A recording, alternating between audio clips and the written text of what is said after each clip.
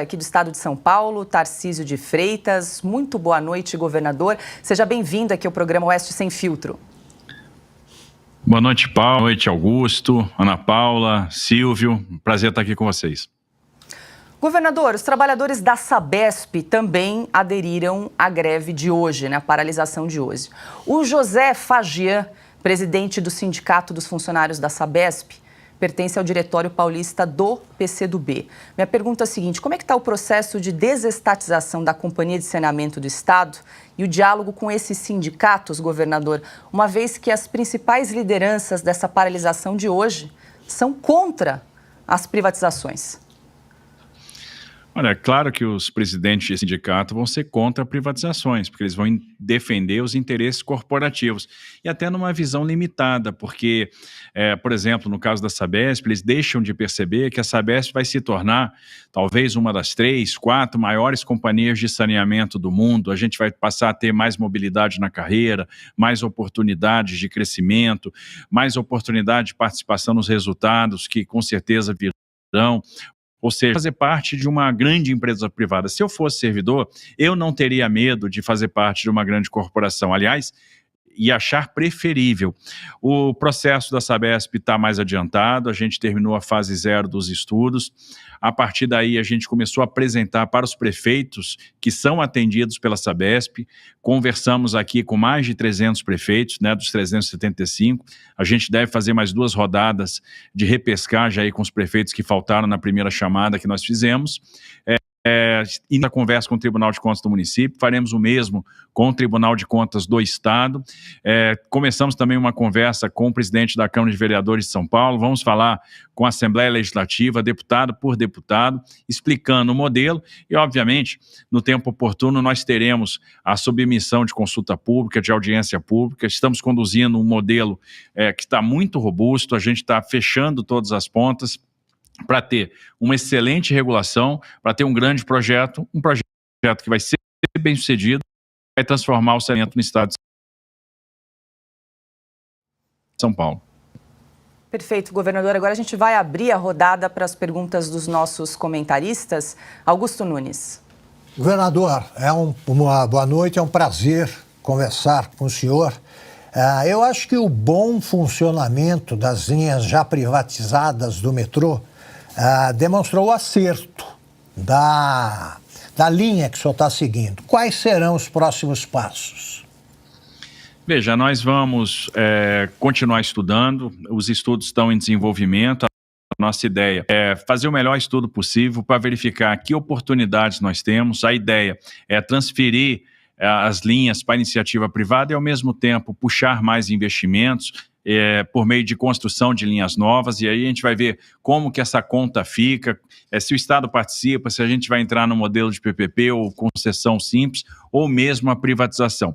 Então, existe ainda alguns passos para a tomada de decisão. Agora, uma coisa é certa, faz muito sentido passar isso para a privada. Por quê?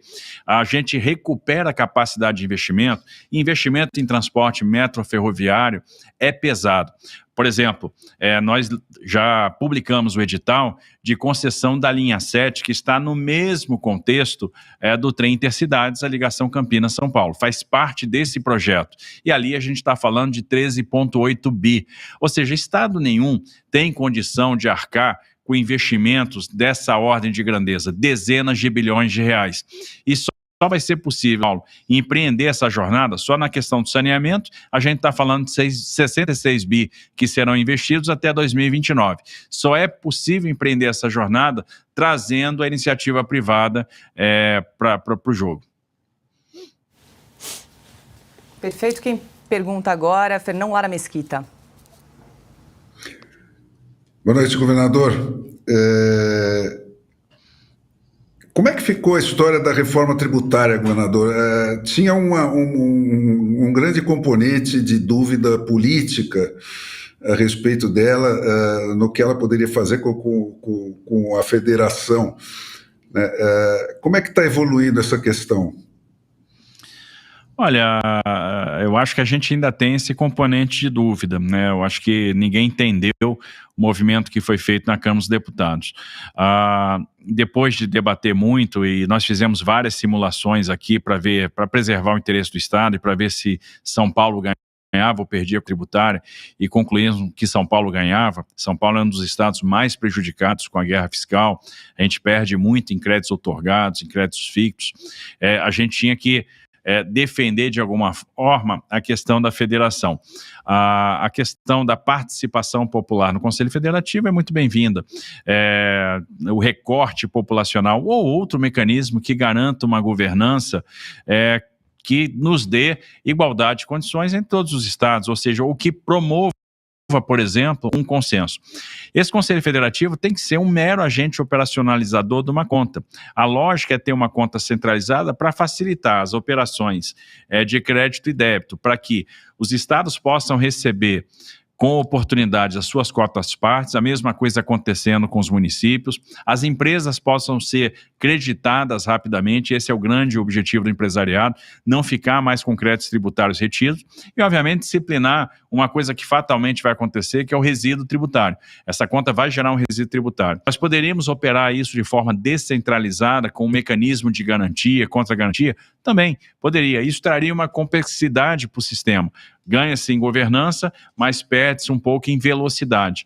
A opção do Conselho Federativo não é ruim, desde que esse conselho seja um mero operacionalizador dessa grande conta e isso seja algoritmizável. Então é o que a gente espera. Não estou vendo a discussão caminhar nesse sentido no Senado. Vamos aguardar aí o que vai ser deliberado. Perfeito, nós estamos conversando ao vivo com o governador do estado, Tarcísio de Freitas. Governador Silvio Navarro tem uma pergunta para o senhor. Governador, boa noite, obrigado pela entrevista. Eu pergunto se o senhor tem um balanço, já são 19h10, um balanço depois desse dia de greve, imagino que tenha uma interlocução com a Prefeitura de São Paulo também, e se há um preparo para enfrentar uma situação amanhã, já que os sindicatos ameaçam manter a greve de certa forma, e é claro, a população de São Paulo precisa trabalhar, quer trabalhar e obviamente não apoia esse tipo de greve. Veja, é uma situação difícil, uma situação que nos deixa muito triste, porque é uma situação de desrespeito ao trabalhador e desrespeito ao judiciário. Uma greve que tem um cunho político, não há o que debater, não há o que ceder, não há o que negociar. Observe que o empregado faz a greve contra a empresa. Mas o que a empresa pode fazer? Porque a competência para levar a termo estudos de privatização é do Estado. Isso não está essa decisão do nosso plano de governo e nós vamos seguir em frente, porque eu tenho certeza que é o que a gente pode fazer de melhor para o Estado de São Paulo, é a forma de garantir investimento, é a forma de garantir crescimento.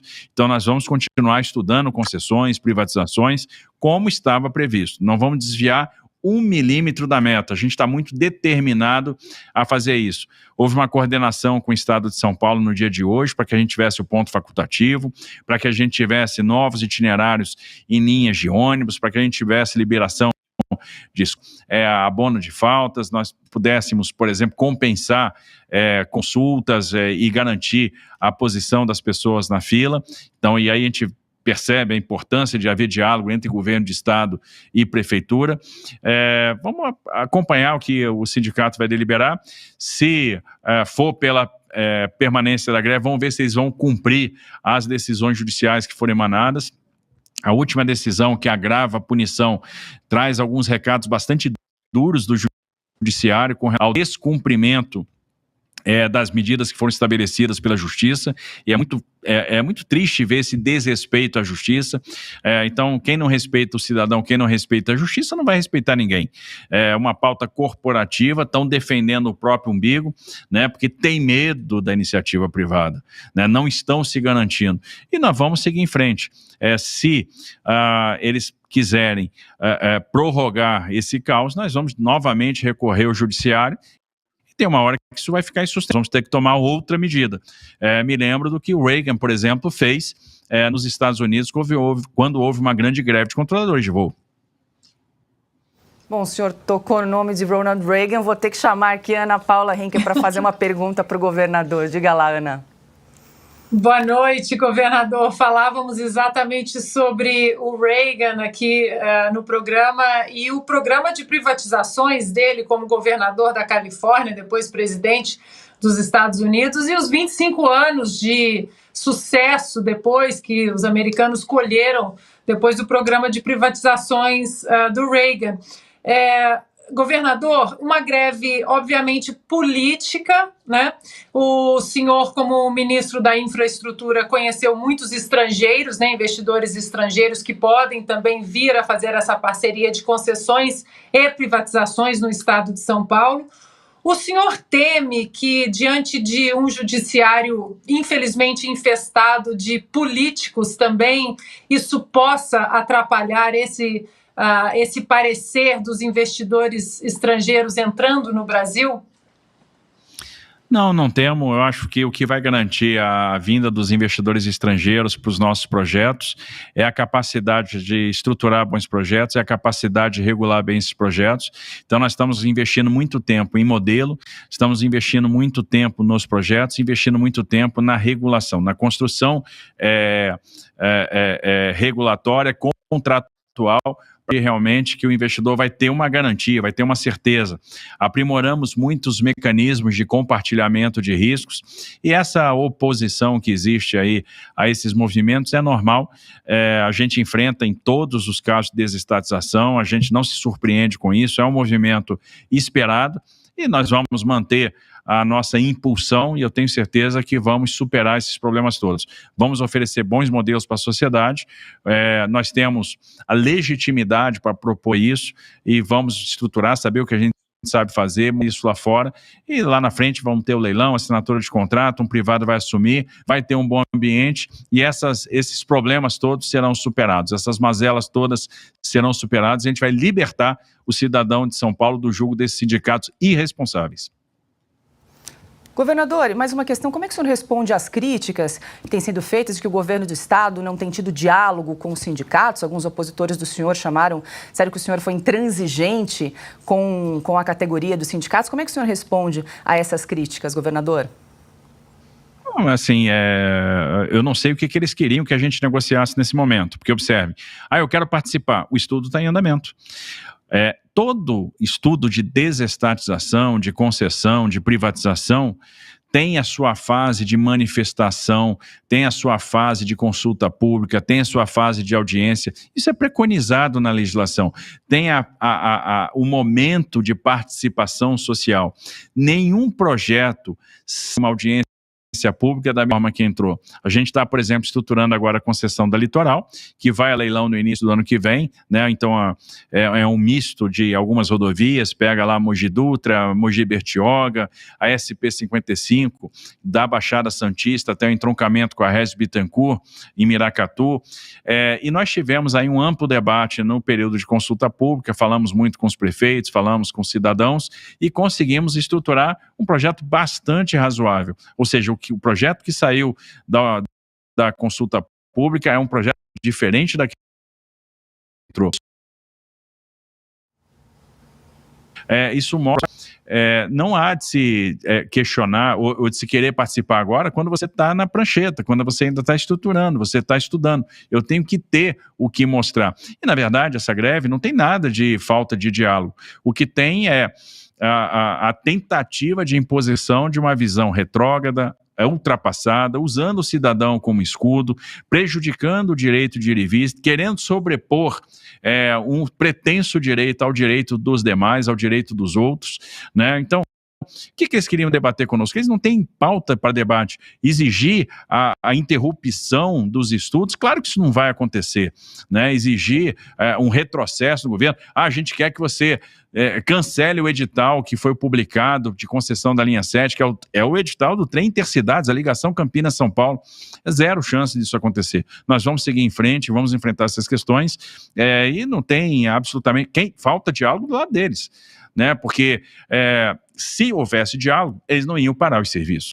Quem quer debater, não para o serviço. Então, isso aí mostra que realmente eles estão apavorados com a iminência da assunção do serviço, por exemplo, pela iniciativa privada, né? Porque aí fica quem é bom. Governador Silvio Navarro tem mais uma pergunta para o senhor. Governador, em vídeos divulgados, os dirigentes desses próprios sindicatos, que são filiados ao PSOL e ao PCdoB, disseram claramente que se trata de uma pauta de, entre aspas, unificação, conclamaram a USP, conclamaram Sabesp, metrô, trens, evidentemente usaram até expressões políticas como bolsonarismo e etc. É uma greve política. E o cidadão, o paulistano, não quer ser refém desses sindicatos, evidentemente. Isso é uma tentativa de antecipação das eleições do ano que vem, de certa forma? Sem dúvida, claro que é. Né? Tem uma clara motivação política. Para quem acompanha essas assembleias, é um show de horror, uma coisa horror. Não tem nada, absolutamente nada de propositivo. Então não há o que se debater com essa turma, porque, veja, como eu falei, é uma greve do sindicato contra a empresa, mas a empresa, qual o poder de fogo dela? O que ela pode fazer? Quem está conduzindo os estudos, quem tem a pauta das concessões, das desestatizações, é o governo do Estado, e o governo do Estado vai continuar tocando isso. Então, o que eles, contra o que exatamente que eles estão, qual é a proposta, o que está na mesa? Nada, absolutamente nada. Vamos lembrar que é a quarta tentativa de greve esse ano, a segunda que realmente acaba acontecendo. Nós tivemos essa greve agora, já estão querendo chamar outra para semana que vem. Veja, olha só, né, mais uma greve semana que vem. O que eu vejo é o seguinte: uma hora a população perde a paciência com isso, porque ninguém está com saco para ficar aturando esse tipo de manifestação, onde o cidadão é o grande prejudicado. É uma irresponsabilidade. E, obviamente, se eles acham que a gente vai retroceder, vai deixar de fazer o que é certo, não vamos. Nós vamos seguir em frente, continuar estudando, vamos oferecer para a sociedade aquilo que existe melhor, vamos oferecer bons contratos, vamos oferecer investimento, vamos oferecer oportunidade e vamos libertar a cidade do jugo dessa turma que não tem compromisso, a não ser com o próprio umbigo. Nós conversamos com o governador Tarcísio de Freitas. Governador, muito obrigada pela entrevista, por arrumar um tempinho aí na sua agenda para conversar conosco. Um ótimo trabalho, uma boa noite. Boa noite, obrigado aí pela oportunidade. Muito feliz aí de estar aqui no Oeste Sem Filtro.